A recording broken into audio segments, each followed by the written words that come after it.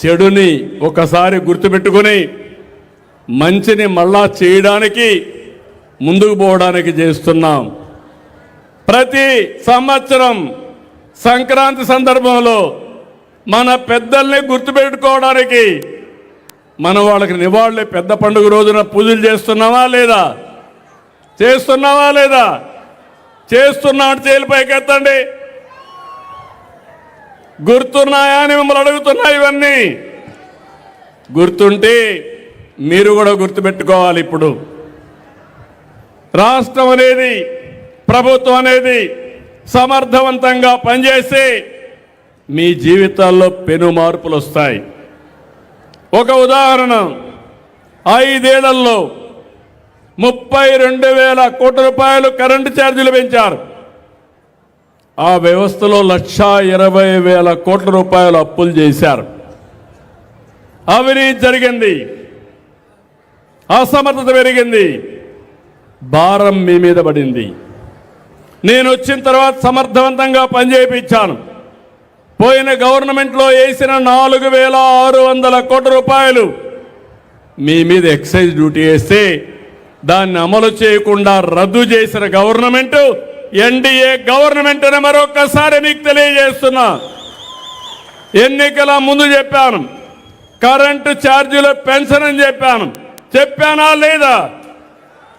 Pension, current ఛార్జీలు పెంచకుండా 5 సంవత్సరాలు మీకు కరెంట్ ఇచ్చే బాధ్యత నాదని మరొకసారి హామీ ఇస్తున్నా. ఏ విధంగా సాధ్యమైంది? సమర్థత పెంచాం, అవినీతిని కంట్రోల్ చేశాం.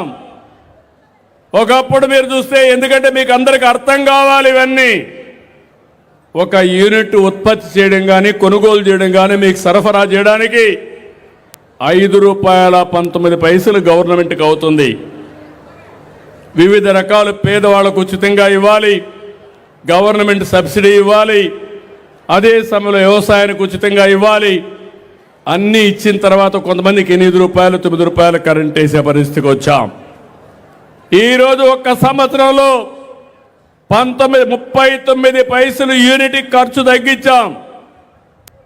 రాబోయే రోజుల్లో ₹1.20 3 సంవత్సరాల్లో కరెంటు కొనుగోలు తగ్గించే బాధ్యత నేను తీసుకుంటానని మీ అందరికీ హామీ ఇస్తున్నా. ఏ విధంగా చేస్తున్నామంటే, సోలార్కు ప్రాధాన్యత ఇచ్చాం, విండ్తో కరెంటు తయారు చేస్తున్నాం, నీటితో కరెంటు తయారు చేస్తున్నాం. దీనివల్ల మనం ముందుకు పోయే పరిస్థితికి వచ్చాం. ఇది ఒక మేజర్ పాలసీ తీసుకొచ్చాం. ఈరోజు స్వచ్ఛ ఆంధ్రప్రదేశ్ ఉంది, స్వర్ణాంధ్ర ఉంది. ఇప్పటికే 85 లక్షల మెట్రిక్ టన్నులు చెత్త కూరకపోయి ఉంటే దాన్ని పూర్తిగా క్లీన్ చేశాం. అంటే చెత్త అంతా కూడా వీధుల్లో పెట్టిపోతే వీధులంతా కూడా చెత్త తీసి పరిశుభ్రమైన నగరాలుగా తయారు చేయడానికి ఈ ప్రభుత్వం పోతా ఉంది. లెగసీ వేస్ట్ అంతా కూడా క్లియర్ చేశాం. ఇంకో పక్క ఈరోజు కూటమి ప్రభుత్వాన్ని మీరు చూస్తే అన్ని రంగాల్లో ప్రక్షాళన చేశాం. ఎన్నికల ముందు మీకు అందరికీ జ్ఞాపకం ఉంటుంది, భూ సమస్యలు పెద్ద ఎత్తున, భూ సమస్య మీరు చూస్తే భయంకరంగా తయారయ్యేది. ఏం తమ్ముళ్ళు గుర్తుందని అడుగుతున్నా. మీకు